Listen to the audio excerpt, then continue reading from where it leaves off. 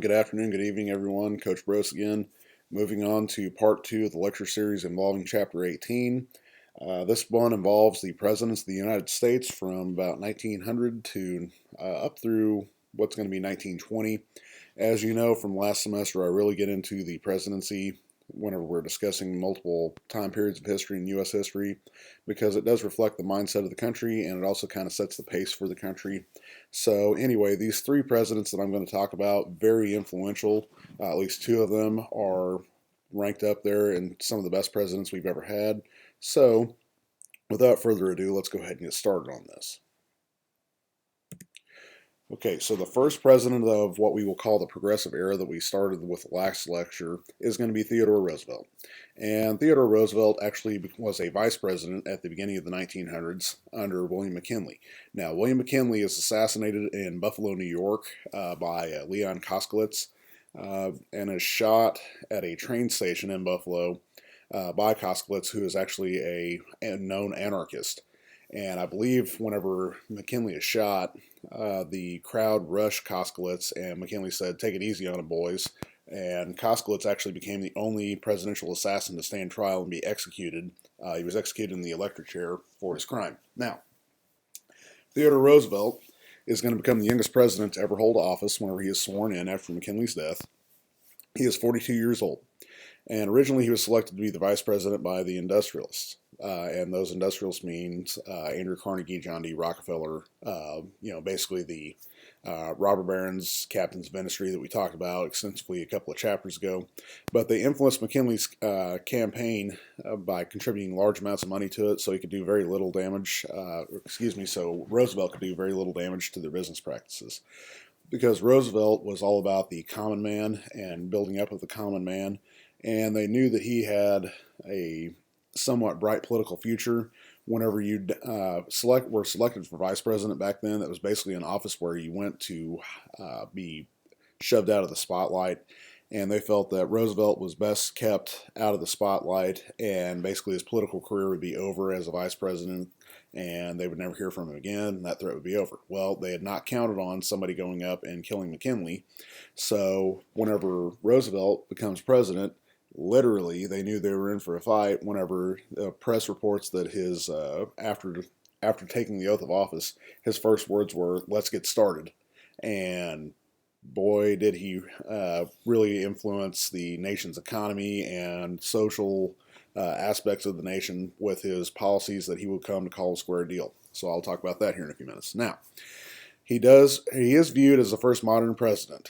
So we have this idea of what the presidency is now. He's kind of the guy that shapes that. Okay, and there's a big reason why he is the most recent one included on Mount Rushmore, which was constructed, as you know, it's right around the 1920s. But anyway, he is viewed as the first modern president because he utilized the media. And he did so to influence Congress. He wanted to be very visible to the public. He is one of the first ones to embrace motion picture. Okay, of course, they did not have sound at that point in time with the motion picture, but he does use this so that way people can see him. He utilizes photographs, actually utilized a photography studio to remake his image, because it used to be that he was considered to be a very wealthy, kind of out-of-touch individual that, dressed very flamboyantly. Well, he realized what his image was, so he had his image remade with a series of photographs in New York where he was depicted as a woodsman or a hunter and kind of an outdoorsman, and then really kind of took on that persona. And anyway, that helped influence him, and he also joined the military, as you know, during the Spanish-American War and became a very big national hero as a result of that. Now, Roosevelt, back to the notes, he sees the presidency as a bully pulpit.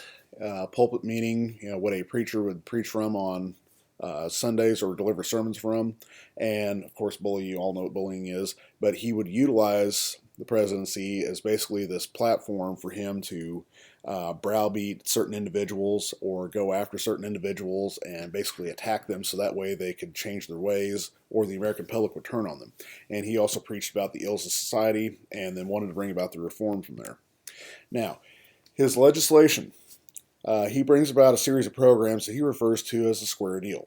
And square, of course, meaning everything equal. He was all about equality, returning power to the people. The square deal's goal was to give power back to the people and make their life a little more fair for the little guys of society. Okay, this is going to require an unprecedented amount of use of federal power, which people are very uncomfortable about, and a lot of people are concerned that he's going to be like Andrew Jackson and basically rule as a king. But more people are more concerned about the fact that he is interfering with the economy. As you know, we had a laissez-faire economy where the government keeps hands off, or laissez-faire capitalism, where the government kept hands off of businesses. Industrialists could gain as much money as they wanted, and with very little regulation. Roosevelt's going to change that. Many of the reforms that come about as a result of the Square Deal last to this day. The Pure Food and Drug Act directly impacts your life because it does require ingredients to be listed on food products and medications. No longer can you just sell something and not say what's in it. Now, there's a few exceptions to that, vitamins, things of that sort. You kind of have to watch because there's not a lot of FDA, which is Food and Drug Administration, regulation on those to test and make sure they're putting in there what they're supposed to. But other industries have to list the ingredients on their labels, and they actually have inspectors that come in to make sure that what they are doing is what they say they are doing on the labels. They're not trying to pass off things like Upton Sinclair's The Jungle depicted with, rotten meat being mixed into sausage and you buying that and the consumer never knowing it unless they got sick. Okay, that comes as a result of something called the Meat Inspection Act. This is actually what my stepdad's father did for his career. He was a meat inspector up in Sedalia, and what that does is it allowed a government official to go into various industries. He actually worked with the poultry industry to supervise food production and make sure that their practices were sanitary and safe for consumers. Okay, his other accomplishments that come about as a result of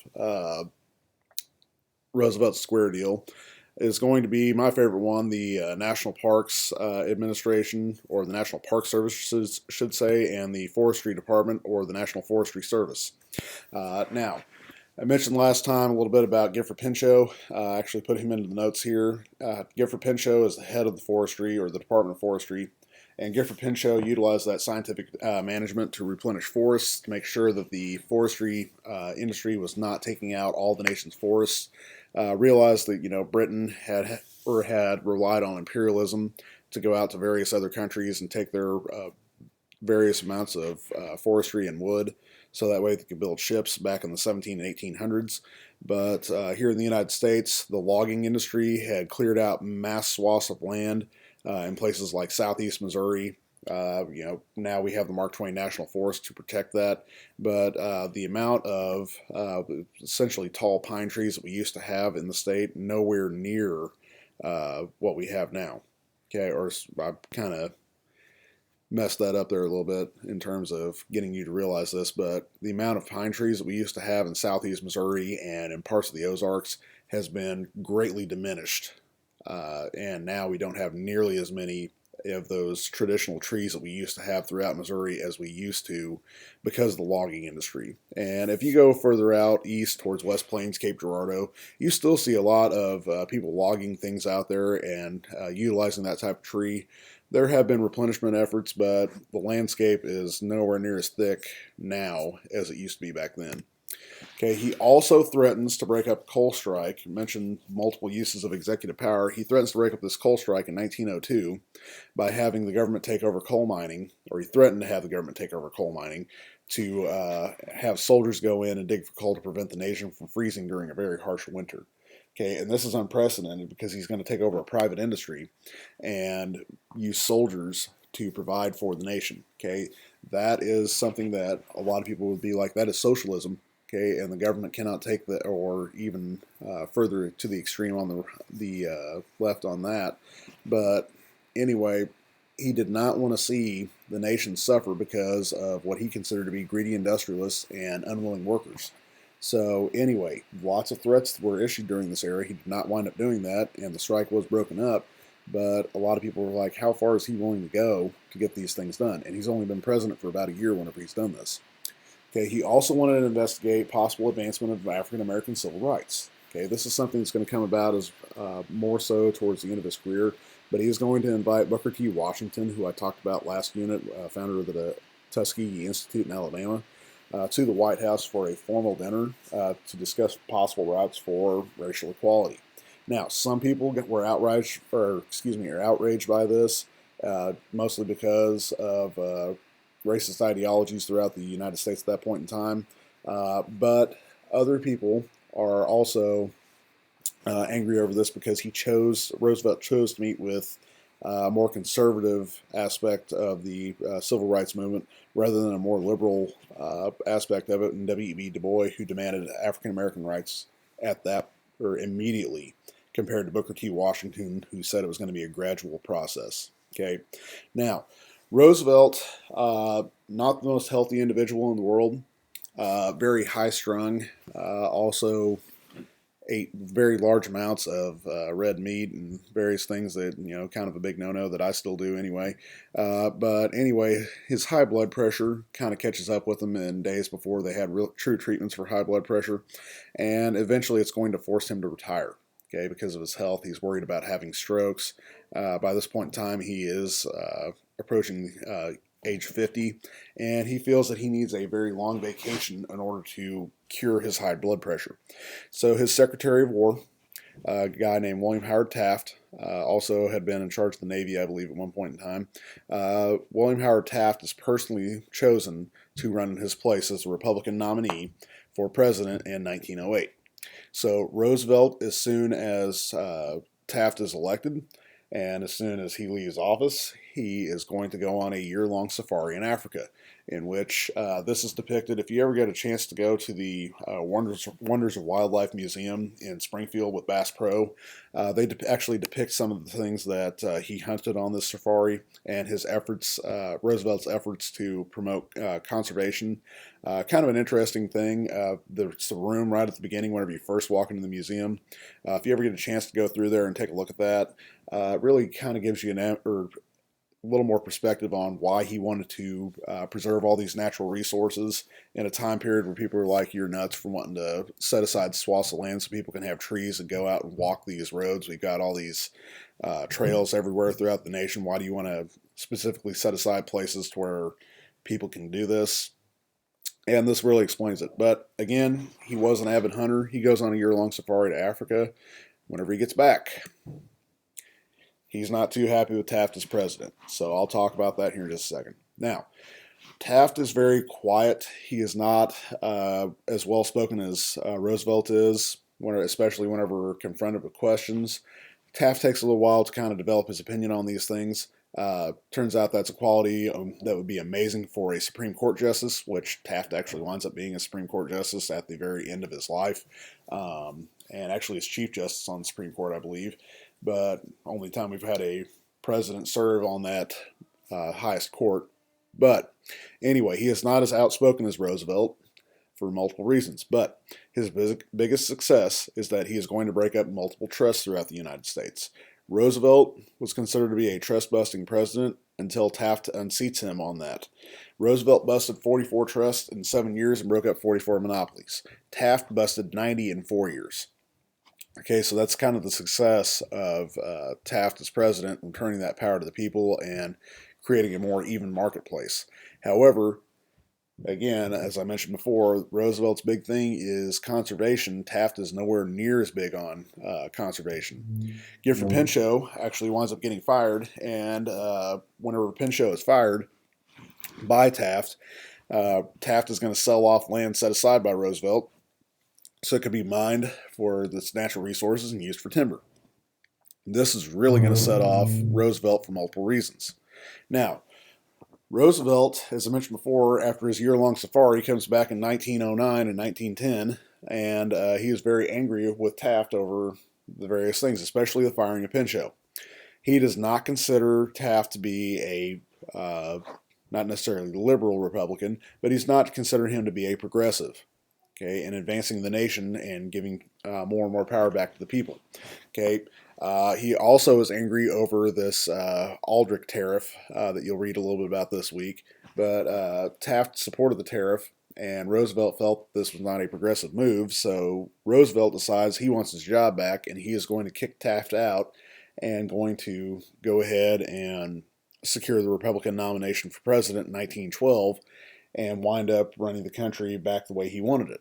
Okay, so Roosevelt tries to do this. However, it is not a very popular move. Even though Roosevelt himself is still very popular, Taft is the incumbent president. It's almost unprecedented for a party to remove an incumbent president from the ticket in the upcoming election. So the Republican Party refuses to do this.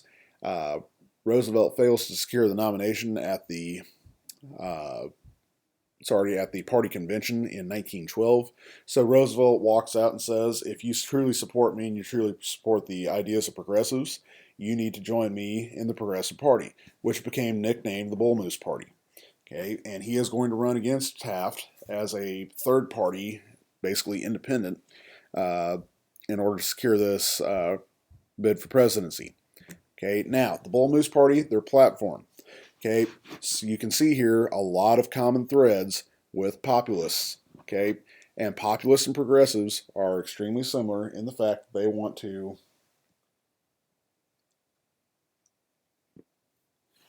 they're extremely similar in the fact that they want to uh, return power to the people. Okay, and that is actually a quiz question. But their platform, they have the direct election of senators. There is women's suffrage, and as you know, that means women's right to vote. They do support child labor laws and continuing to end those. They want an 8-hour workday, and they want recall, referendum, and initiative in all states. So these are each things that populists and progressives would support. Maybe not so much the women's suffrage on the populist party, but progressives definitely supported women's suffrage, and it's no coincidence that by the end of the decade, women are going to have the right to vote. Okay, in the election of 1912, in which Taft is going to run against Roosevelt, there actually is a third member that's going to come about that you will have heard of before, but I'll mention him here in just a second. But the election of 1912 is filled with basically what we call mudslinging.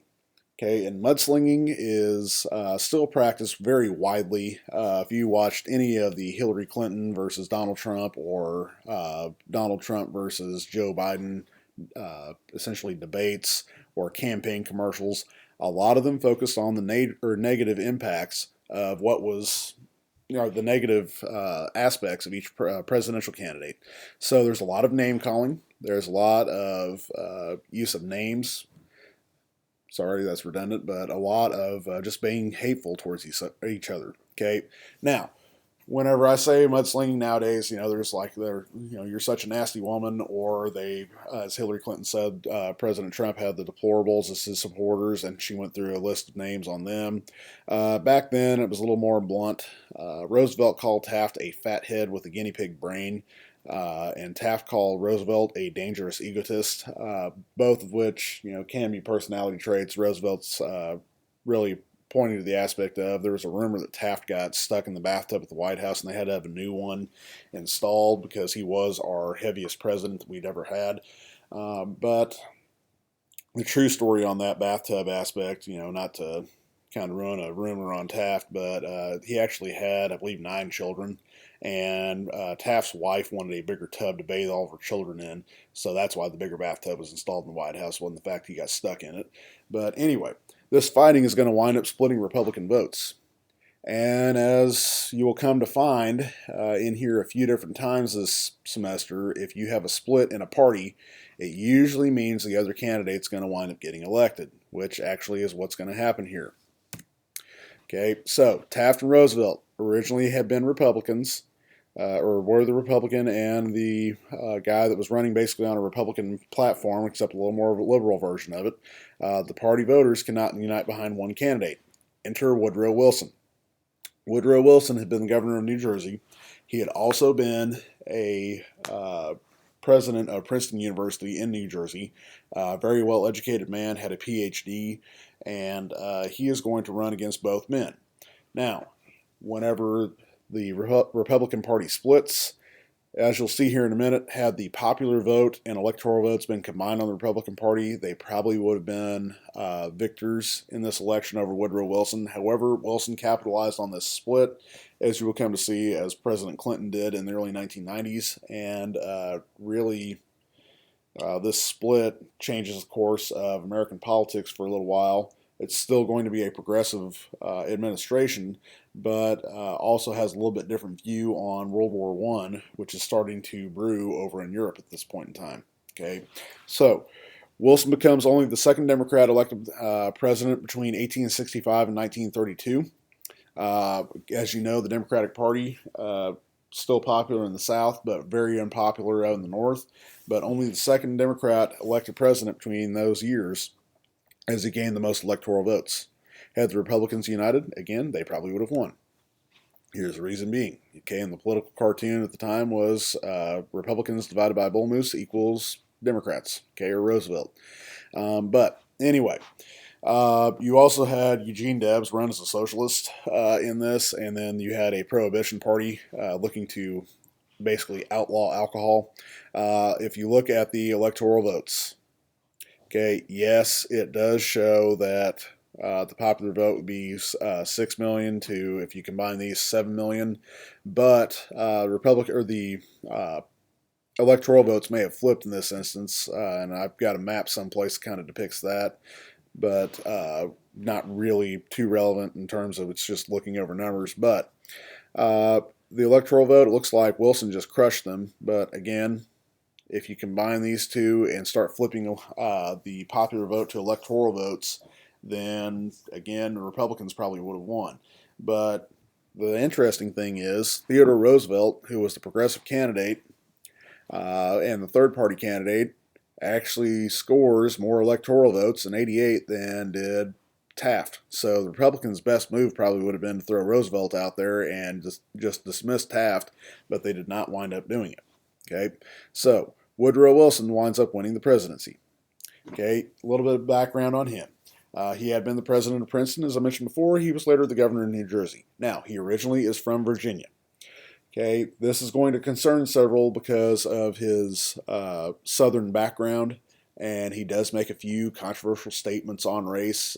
He largely is outspoken and says that he wants to promote civil rights. However, some of these concerning views, there are a few people that try to discredit this, but I have not found that discreditation worthy. But there was a very popular movie that came out in 1915 called Birth of a Nation, which you probably have never heard of, but you've actually seen part of it if you've ever watched the movie Forrest Gump. Okay, at the beginning of Forrest Gump, he talks about who he's named after, and that's William Bedford Forrest, who founded the Ku Klux Klan.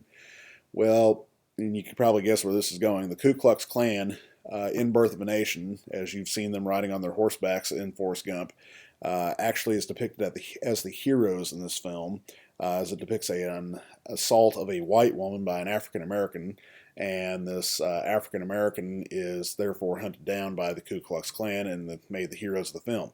And not Roosevelt, Wilson allegedly said, "This is the most true movie I've ever seen," and screened it at the White House. I do know he screened it at the White House. That quote, like I said, several people tried to discredit that, but I do think that possibly it was something that he said.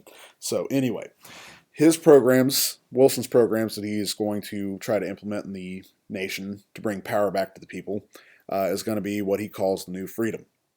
Okay, and under the New Freedom, there's going to be a few changes, particularly with business and regulations of business. He is going to adopt several antitrust measurements. Okay, he wants to dismantle trusts, specifically by the government instead of just court cases, by the Clayton Antitrust Act. It's supposed to strengthen the Sherman Antitrust Act, and it also makes it to where labor unions cannot be harassed by Sherman lawsuits as they had been in the past. He also sets up, this still affects your life, the Federal Trade Commission, and he wants to have that regulation or those regulations in place to investigate possible violations of regulatory statutes in business. Okay, Federal Trade Commission. If you've ever seen, again, another movie reference, one that I reference all the time in class, The Wolf of Wall Street, can't show it because I kind of like my job and don't want to get fired. But the FTC investigated him for insider trading and as well as illegal fraud, okay, for lack of a better term, and ripping off of investors. Federal Trade Commission is supposed to help you as an investor to make wise business, or not, well, I guess not financial advisement, but it's supposed to help make the powers that be within the marketplace not participate in illegal activities that rip off investors. He also is going to set up the Federal Reserve System, which also impacts you if you carry cash. Okay, reason being, we now have a federal banking system that holds the nation's gold and issues the nation's money. It is now organized, and this is going to be a very large financial reform. It's going to strengthen how banks are run. It's going to adjust the amount of money in circulation. They still set interest rates, and it's basically the basis for a whole banking system here in the United States. So you hear the term interest rate all the time. That's interest rates on loans, and basically the Federal Reserve can help to set interest rates that influence things from home loans to car loans to personal loans, student loans, not necessarily mostly influenced by this because there's usually a set rate on that. But the Federal Reserve System makes a lot of these financial changes that impacts you if you go and actually do business with a bank. Now, as far as this era goes, and I know I'm skipping forward here about 6 years and skipping over a lot of World War I because that's for another chapter that we'll talk about next week. Technically, the Progressive Era begins the second the U.S. gets involved in the Great War or World War I in 1917. Even with Wilson still as president until 1921, even with women gaining right to vote in 1919, Progressive Era, they see the end of these domestic programs within the country, basically winding down the focus on those and a focus towards the war in 1917. Okay, and basically we're only in the war for about 2 years, but those 2 years we were fully committed to winning that war and ending the war. But again, the Progressive Era, lots of stuff comes about during this. That's when the Australian ballot gets put into place, recall referendum initiative. The various financial reforms that still last to this day. Very relevant topic for your life. If you never knew where these things came from, it's because of these three men. Now, as far as politics go, these three men, while they were Democrats and Republican, nowadays we would consider them to be more liberal, and Roosevelt probably be the most liberal president we've ever had because some people consider some of these things aspects of socialism. So, in which the people still own the means of production, but they kick up a lot of money to the government, and there's a lot of government regulation on what they can and cannot do. So that is going to conclude basically the executive branch impact on the Progressive Era, and we will move on to the foreign policies of these presidents and backtrack a little bit into some stuff we talked about last week.